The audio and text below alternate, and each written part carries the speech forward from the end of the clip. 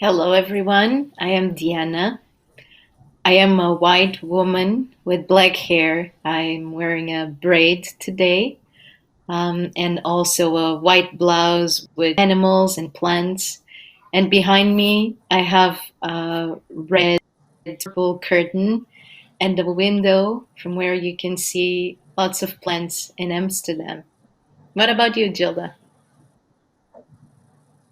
Hello, Diana.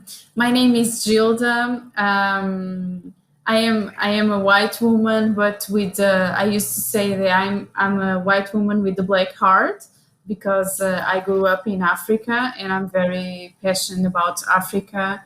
And part of my family still lives there, and that is why I created this business to help people to move from one country to another. I'm talking from Lisbon today. What about you, Roula? Hello, my name is Rula, and I am a typical Mediterranean. I think I don't know what can I describe myself in terms of race. Yeah, Mediterranean person, long, dark brown hair with a little bit streaks of white that are starting to grow. I'm 34 years old. I'm wearing a gray top and I'm sitting in a room. I'm currently in Lyon visiting my family, but I live in Porto, in Portugal. And behind me, there's stairs and a sports machine. What about you, Naky? Yeah, thank you, Rula. This is Naky speaking. I'm originally from Togo. I'm living in Lisbon for almost 7 years. I'm the founder of Lisbon, created just to share about the African history of Portugal and to everyone that comes to Portugal and also people living here. I'm in my living room. So behind me, you have pictures of my children. I have my library. I also the African paintings, and also I'm dressed in African pattern. I really like being dressed this way.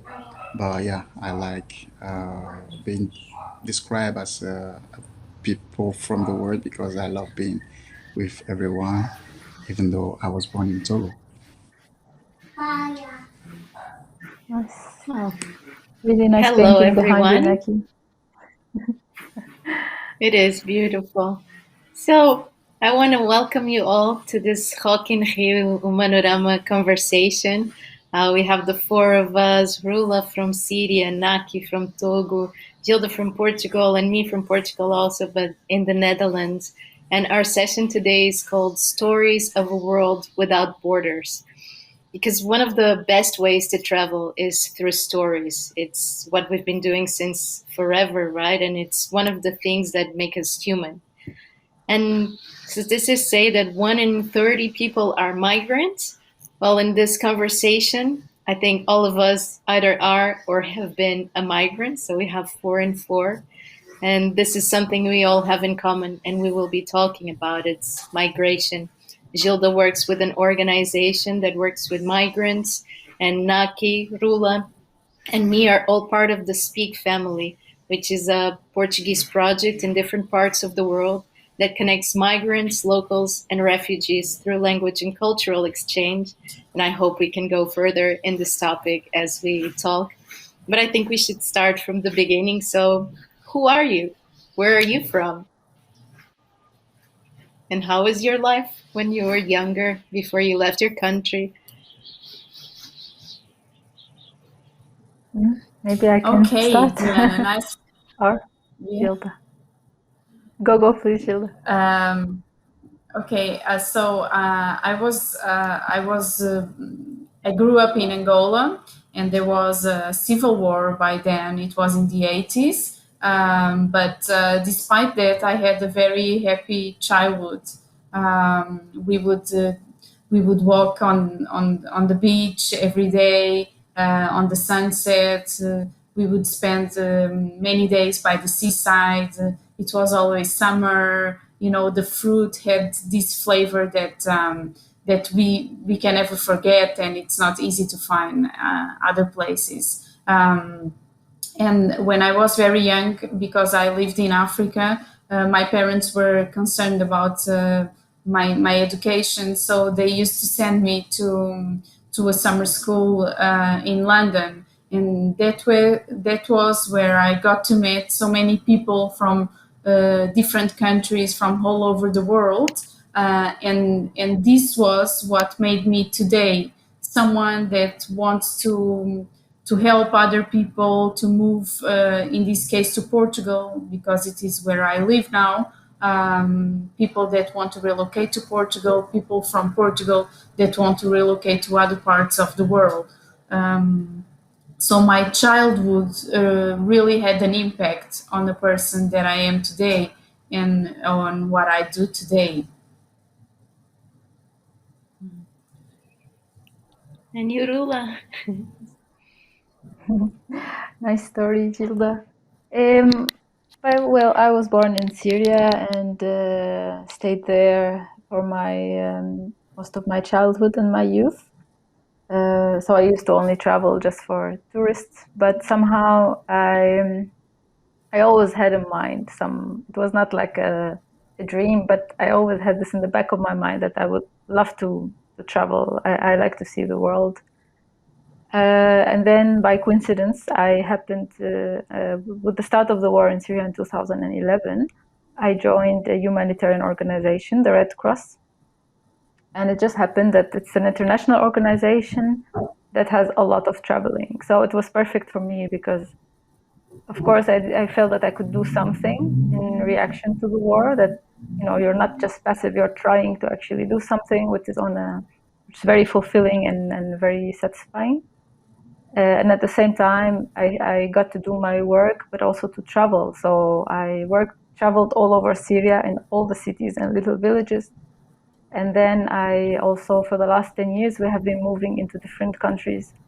This was not really my childhood, mostly like the last 10 years, but it also shaped me a lot because I learned. It's just so intensive learning when you are put in new environments and meeting different people, and not even going when you go, like, you really go to the heart of the country, and you go to the little villages and you discover so much. So yeah, I mean, I wouldn't have thought of a better experience. In the last year, we moved. I met my husband in Syria, who was also working, and he's from Portugal, and we moved to Portugal just a year ago. We had a son also while on traveling, so he also spent the first 3 years of his life moving around. But now we are all in Portugal, settled. Yeah, that's my story. That's very nice, Rula. And you, I love your story.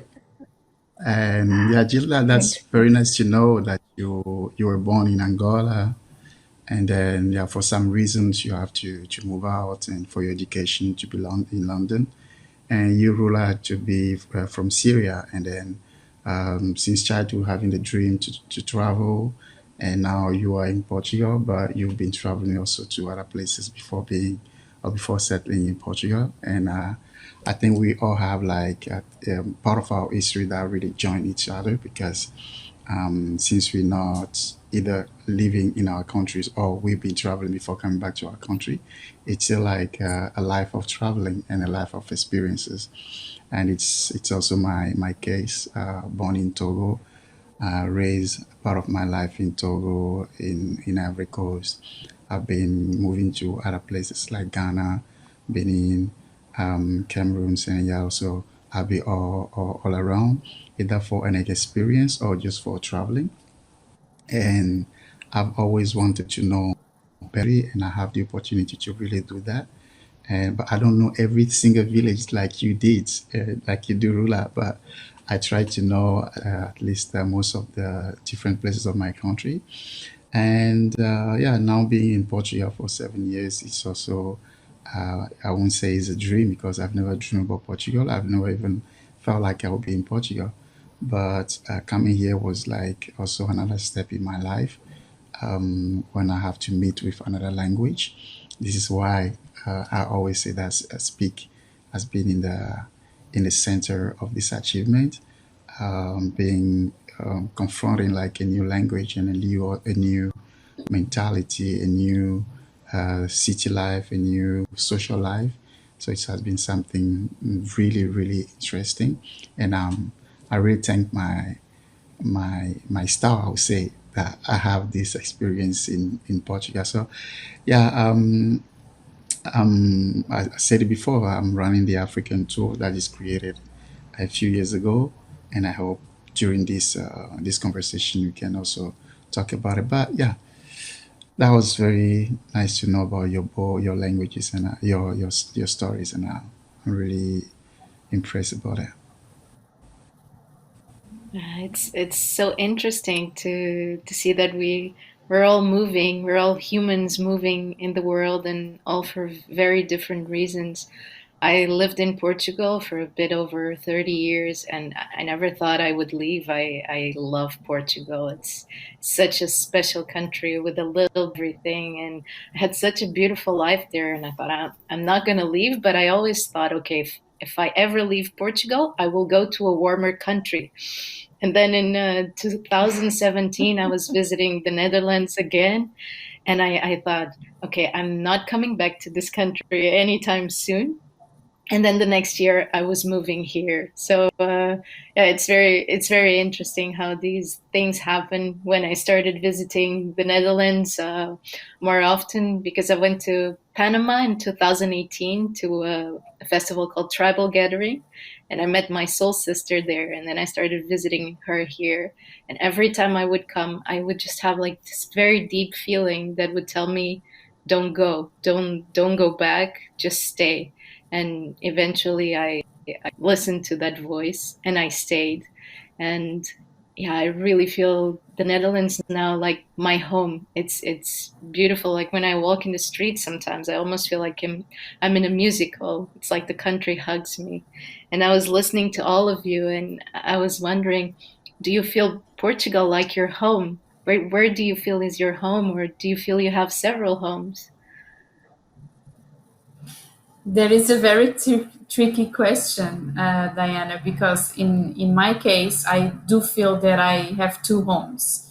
And with this pandemic situation, what drove me crazy was that I could not flew for the first time to have Christmas in Angola, where I usually have Christmas. And unlikely most part of the world, for me, Christmas is being warm, it's going to the beach, it's getting together by the sea. And I didn't have that for the first time in my life. And I felt, well, maybe Angola is still my home. So answering to your question, in my case, I have two homes. I love living in Portugal, and it's the country that I chose to be in. But I cannot live without going back to Angola at least once a year, at least for Christmas time. It's very special for me, and I still need that in my life. So in my case, I have to say I have two homes. I can't choose. Yeah. Then Angola is also your childhood, right, Gilda? It always has like a special place. Yes, The memories of childhood. that's right. Yeah. Yeah, but it's also the place where I go to charge my, to charge my batteries because of the sun, because of the smiles of the people, the happiness of the people, the music, the dancing in the streets, the freedom. In It's very different, and you may understand me.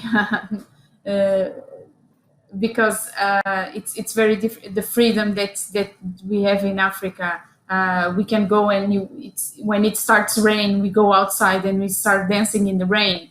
And if we do that here in Europe, people will say, "Oh, she's a bit crazy." And I myself, I love doing that. But I'm sure that Naky understands me what I'm I feel saying. you. So yes, I feel it in my bones.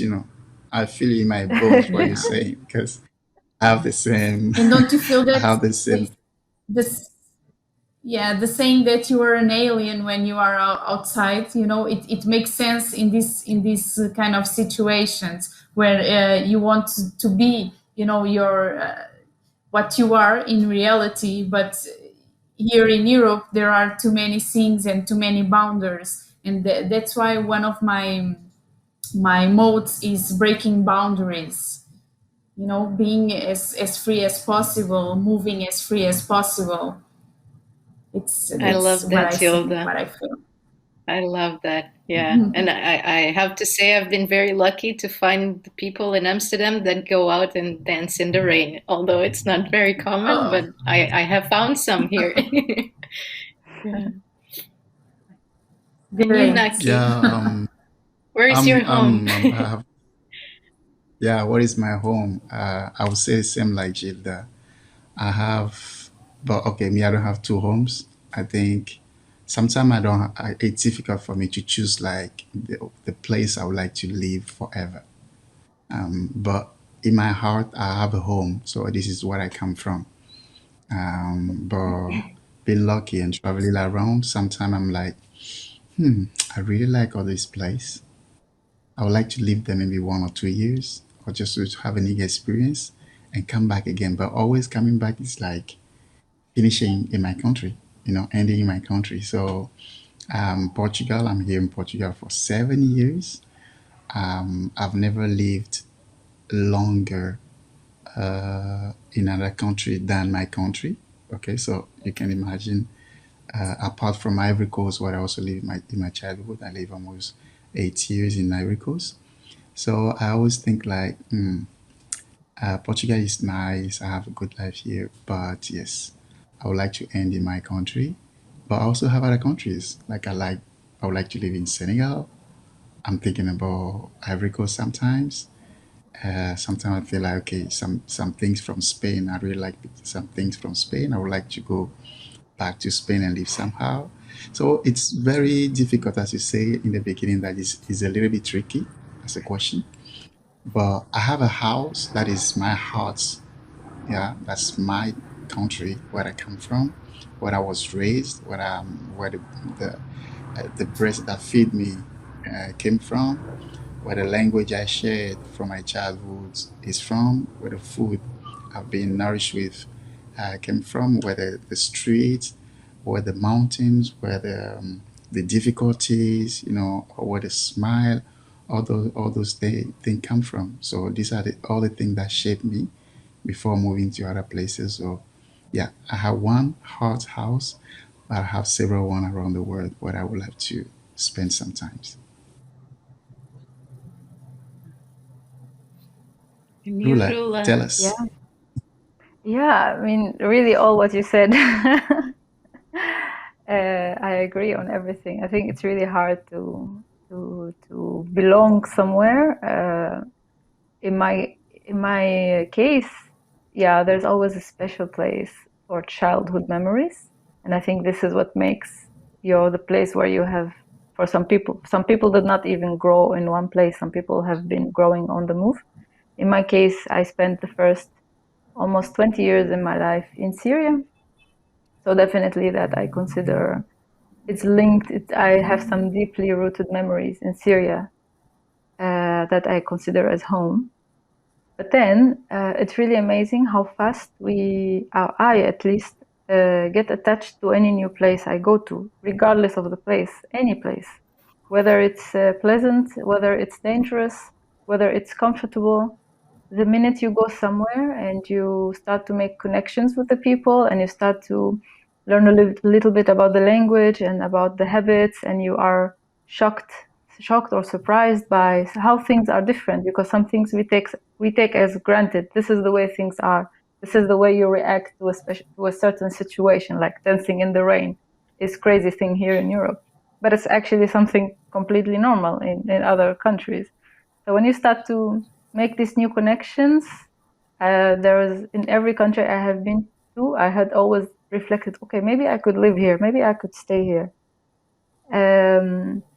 So yeah, before coming to Portugal, I spent 3 years between Libya and Tunisia, and really, like, I felt whenever I travel, because I was working between the two countries, whenever I land in the airport, I say, oh, this feels like home. Portugal for sure feels like has a special place because for the time being, it is home. It is what my son considers as home. It's the home of my husband, and it's an amazing country. I really love it. So yeah, I think we have multiple homes, and each home has its own memories, has its own characters. So yeah, this is how so I see it. I cannot belong to one place. It's impossible. I love that idea of just carrying your home with you in your heart wherever you go, and each place that you land in, you create a new home. I also love to do that, to go to the same restaurant over and over and make it like a secondary home, or my job, and stay one of my homes forever. And every time I go back to visit my former colleagues, I feel like, okay, I'm going home. And I really love that idea. And I was wondering, like, how was it for you when you arrived in Portugal? How was the integration? Was it difficult? Did you feel welcome? And maybe Gilda, you can also share a little bit about the work you're doing with A, and yeah, how we're collaborating with people that are arriving in Portugal, and what are the difficulties they find, and how can we make this process easier?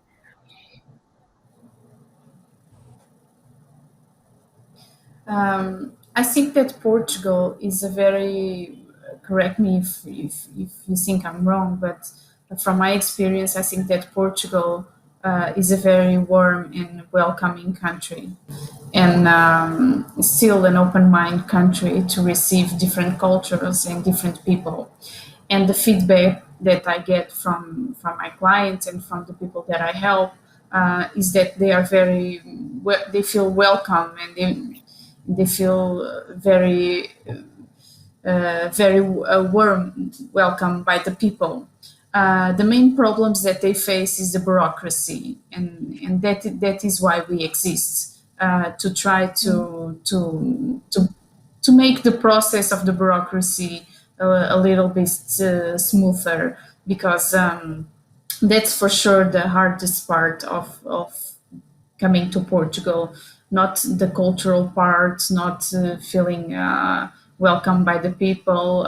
It's the bureaucracy, and that's why we exists, and we try to help people to make it less bureaucratic, or to find the right paths from the beginning. What about you, Naky? I remember you saying with me that one of the greatest challenges you found in the beginning was the language barrier. How was it for you? Yeah, I told that because it was really the first challenge I have. I usually don't have a problem with languages, but um, You speak a I've lot of never them, thought right? about. Yeah, fortunately, I would say I manage a lot of them. Um, but Portugal has never been like in my list. From my country, we hear about some countries. You hear about Spain, Germany, the US, France, Belgium. I mean, like those who are really famous. So when I have to move to Portugal, or when I moved to Portugal, my first challenge was the language. Uh, just on the street, you're walking and you see people speaking Portuguese, but I was like, I was in Moscow, right? So the language is so weird for me, and I was like, oh man, how can I understand this language? Am I able to learn and have a conversation with people? And it was very tough at the beginning. Um, but yeah, now I went through all this process for 7 years. But fortunately, of course, I had Speak on my way, and Speak helped me to have an attach with the language, and also have an attach with people who are living here. So yeah, I think I'm not the only one. We've been going through this issue for I think you'll be meeting people who are struggling with Portuguese language. And Rula, when you have your first contact with Portugal and the language, uh, you should find it like impossible to do. But fortunately, when you decide really to do that and you put all your effort in, you can achieve it. So yeah, now in 7 years, I won't say I'm fluent, but at least I can have a normal conversation, and I can go even beyond the bureaucracy, and I can talk with people in the offices. That was difficult at the beginning. Great. That makes me optimistic. I will reach there at one point. Yeah. Yeah, in my case, You have to How go old were to you? things here, you and have your to, yeah, you husband is have to throw Portuguese. yourself in the water. Yeah. So you will do it, no worries. Ironically, Easy. ironically, yeah, my husband is Portuguese, but we speak in English so far, and yeah, everybody raises brows when they know that. But it's because we have been speaking English since we have met, before I even knew Portugal. Then it just became our natural communication language. So I always tell him, like, I'm not taking any Portuguese from you. But I actually now learn a lot from my son. The kids, I think, are the greatest language teachers. Yeah, but yeah, what you said, Gilda, I think makes a lot of sense. I think my impression when I came to Portugal, like, people are so warm, so welcoming, and you have this even like at all levels, like whether you go to the street or whether you go to a government kind of service, everybody is so welcoming and so kind. And yeah, the issues for me, it was the language, which still until now, I mean, I could find my head around. I could make conversations and all of that, so that really makes a big difference. But also, yeah, the bureaucracy. I mean, I am lucky. I didn't face so many problems with bureaucracy. But I hear, because I am also interested in the sector, and I hear a lot of testimonies of people struggling and waiting, and especially now with the pandemic, it became even more complicated. But what I like about Portugal is that I see more and more civil society and initiatives that are growing to kind of fill in that gap, because you have the goodwill, you have this, and the system is just not so much designed to translate this goodwill on time into actions. But then you have these initiatives that are kind of trying to fill that gap. And yeah, Speak is one of them. I had a really nice experience with them. They helped me learn Portuguese. And then what is really nice is that you feel that you're able to give back, right? It's not like it's an organization that is helping you. No, you have this kind of one-on-one relationship where you give and you take, and this makes you feel much better, right? You're not like a passive receiver, you're also a giver. And I really like this culture. So yeah, in my case, yeah, I'm still a little bit, I wouldn't say struggling. I think it's just a matter of time, because you reach a point where you have already learned all the books and the grammar, and then you just need practice. You need to just go to throw yourself somewhere and be in a situation and get lost and find your head in order to learn. I think these challenges are really important for you to feel at ease at one point with the language. So I think it's just a matter of time. And also with the pandemic situation, it made this one-on-one interaction even more difficult. So it doesn't make it easier for anybody. Yeah, but overall, I mean, it was really very positive experience. Yeah. True, and I think it's one of the most beautiful things about Speak is that it helps people create meaningful connections, where language is almost the excuse or the medium to help people build a network and to break social isolation, which is one of the biggest issues, and we all know that social isolation can kill. Um, but yeah, I think Naky also has a very special experience with Speak. I heard he found love through Speak also, right, Naky? Yeah, that's true. So I also found love, I hope I'm not the only one. So we can have a group of those who fall in love in speak. I found Speak my babies. girlfriend. Yeah, and we have a baby, of course. So she's 20 months now. Yeah, that was I would say a plus, right? A plus from speak. Yeah.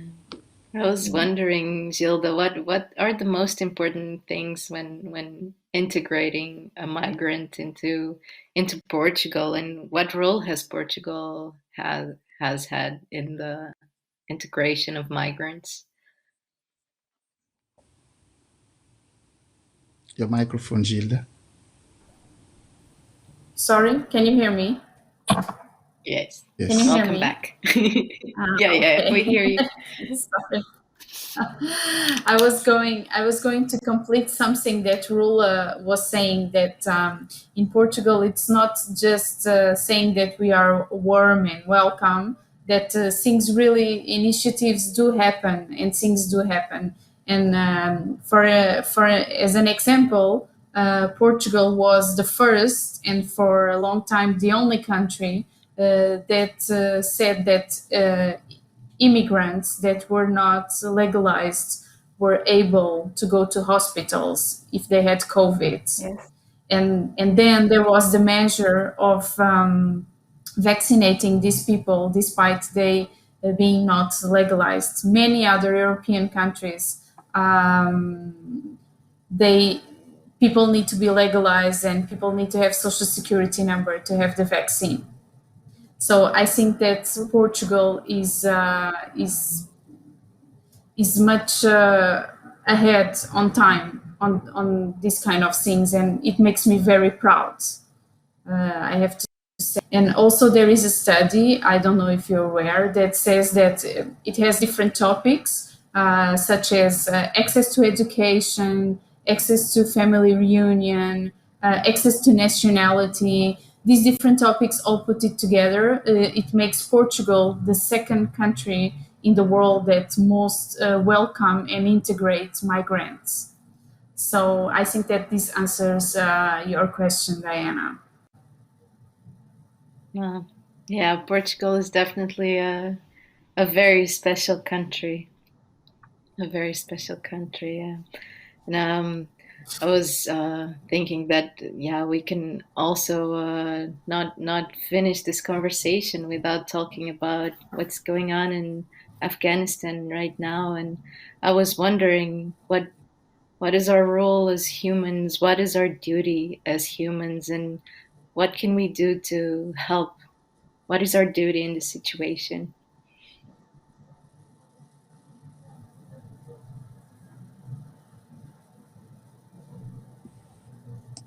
I think What I do would you like think? I to believe you all listen. have very. I would like to listen to Rula in this case because Rula experienced Yeah. this situation, and Mm. since we don't have, we never experienced it, and we cannot be in people's skin. Even though when I was a child, I Yeah. was a refugee as well, but it was not the same case like a war, and yeah. So I would like to listen to your points. Tell us, what do you think? What Yeah. can we as being, what can we do, please? Yeah, I mean, I wish I had an answer. To be honest, I don't have an answer of what can we do. But for me, my first reaction is to show sympathy and to show if we are in a situation when we see these people who managed to come or who need to come, to give them help. I think this is the most basic thing that everybody would normally do. But beyond that, I tend to think for me, it doesn't apply to me yet because I myself now I'm a migrant. But I think it's also a political question because to achieve global peace, these situations are a result of political issues and political polarization. And we all have also to play a role in that, to try to lobby for these causes with the governments, to try to push the governments to enforce global peace and not to necessarily find the solution by saying, okay, now we will receive everybody, because this is not a realistic solution. We cannot just say, okay, now all Afghanistan will move to somewhere else where everybody is happy. They will have to, there has to be more role to politics to contribute to the global peace, so that these people are happy and secure in their own homes. Because most of the refugees, if you give them the choice, they would like to stay home. Then this is the role that I think we could play. Yeah, but it's a very and complex question. I really don't have an answer. Yeah, I don't know. It's tough. Yeah, it's really hard to know what to do in these situations, right? We look at the news and we feel so powerless with everything that is going on. But I think the least we can do is to bring some love into these conversations and some awareness, and Yeah. just keep an open mind and open heart, and see maybe what we can do. Gilda, I don't know if in this situation, if there are things that they can do, how they can help. Not for the moment. We are waiting. It's too early to see, but I'm pretty sure that along with the other Portuguese entities, we will find a way to help. If we need to raise some funds, some goods, some blankets, some clothes, whatever the government is going to find a way to help. And I think that today I saw something about it. They are already trying to find a way. We will cooperate with the government in that way. And of course, because we know so many migrants that can help, and people that are moving to Portugal, we have a pretty strong network of people. So I think that we can help whatever initiative the government is going to put in place. Of course, they can count on us. Well, thank you. Thank you. And well, we're almost coming to an end. So just to end on a positive note, maybe a wish for the future from each of you before we say goodbye. I would like to see a world with less boundaries, and where people could feel home wherever they go.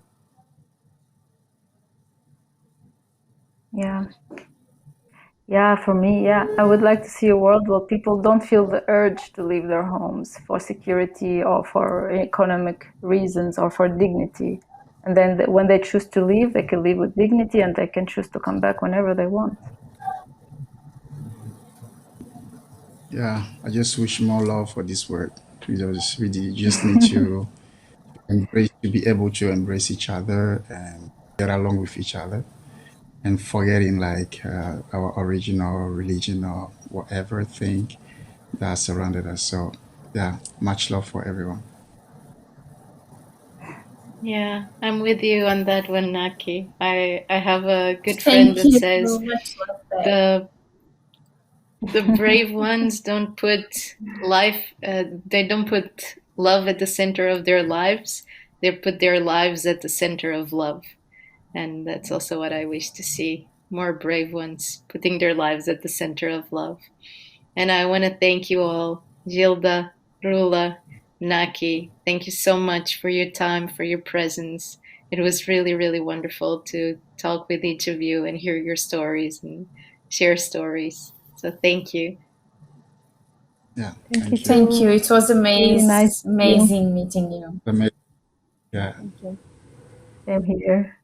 Thank you so much.